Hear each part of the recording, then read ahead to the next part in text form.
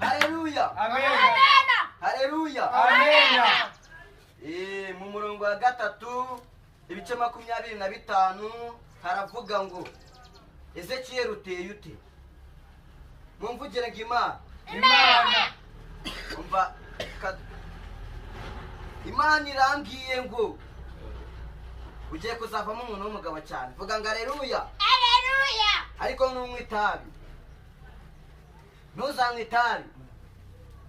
Vuga ngo haleluya. Haleluya. Dutera akarimbo gashimisha Imana. Agakora. Leta muzabibu, twese tuzagerayo. Leta muzabibu, twese tuzagerayo. Nituzagerayo, tuzagerayo. Muzabibu. Ugeze aho ngaho. Katika churro, Ah.